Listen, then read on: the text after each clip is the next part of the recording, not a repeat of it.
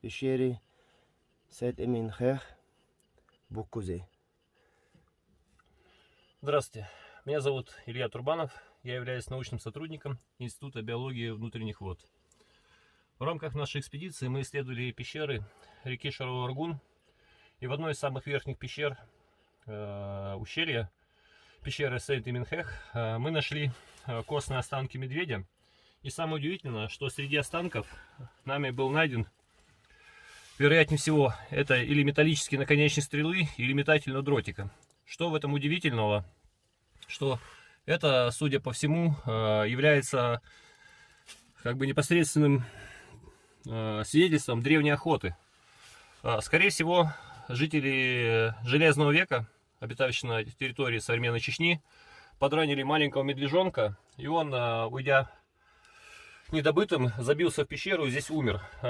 Таких находок на самом деле немного, и в данном случае мы считаем, что находка очень уникальная. То есть это непосредственно такое прямое доказательство охоты древних обитателей горной Чечни. Да, примерно, Илья, сколько лет примерно на глаз? Я думаю, порядка 10 тысяч лет должно быть, потому что визуально видим очень примитивная ковка железа. Данный образец мы передадим в местный краеведческий музей. Это посмотреть там. Да, это животное. Ага. Пещерное животное, да? Да.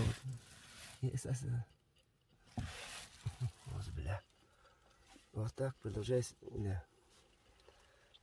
Данный образец мы, скорее всего, не скорее всего, точно передадим в местный краеведческий музей вместе с этими костными останками для того, чтобы оставить как бы наследие для предков, для потомков, делать. Точнее. Анализ делать.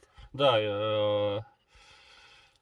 Как говорят наши чеченские коллеги, есть возможность сделать радиоуглеродный анализ и более-менее точно датировать данную находку. Но в любом случае находка уникальная, поэтому требует дальнейшего изучения. Ну, по твоей версии, это примерно медвежонок сюда Да. раненый залез, да? Да, похожие, не очень толстые, короткие кости, вот берцовые. Потому что у копытных животных они более длинные. Довольно такая, специфическая лопатка. Позвонки тоже не очень похожи на позвонки копытные. Жалко, что, конечно, нет зубов и черепа, так бы мы точно идентифицировали. Но в любом случае кости также передадим специалисту для идентификации животного. Давай поближе посмотрим. Вот здесь. Можно со мной для масштаба. Вот это. Примерно 10 тысяч лет, говорит Илья, этому. Это железный копье, да? Наконечник или стрелы, или метательного дротика. Вот. Интересный. Умар, наверное, надо вот так сделать общую фотографию вот этого.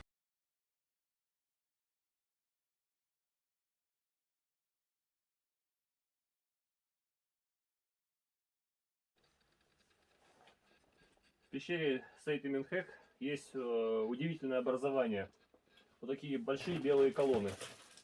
Скорее всего, это является колониями бактерий уже в сухом состоянии, скажем так, реликтовое образование.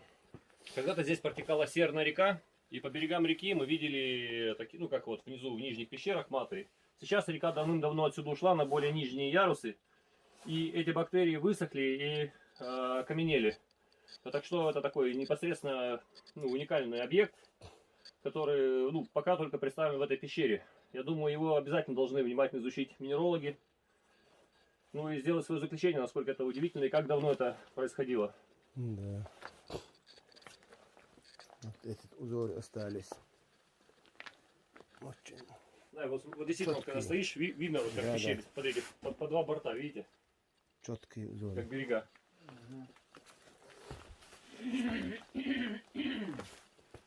Здесь, судя по объему, река была помогучее, чем внизу. Да, судя по всему, да. Не так, как по колено, если здесь стал, büyük sandat bu yok yani. Очень большая пещера, много ходов.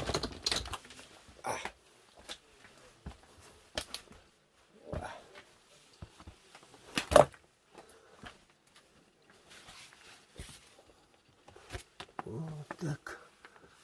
Туда-сюда можно.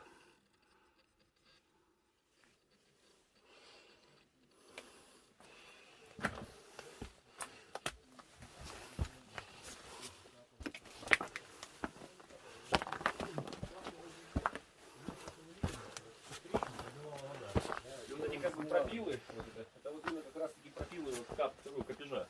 То есть они вначале были цельные, а потом, когда капало, она просто пропилила. Как между пластов. Идут капли. Вот они четко видно, что она не однородная, пористая. Так оно и прорезало.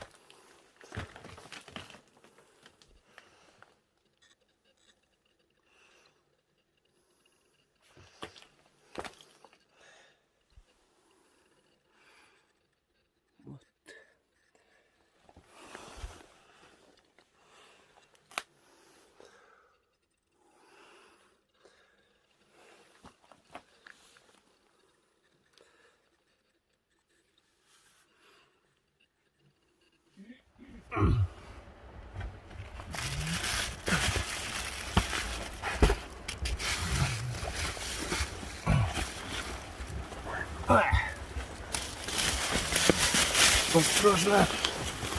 Ничего не корми. Свежий воздух. Посмотри, вот какой вид на улице пещеры. Альхамдулилlah.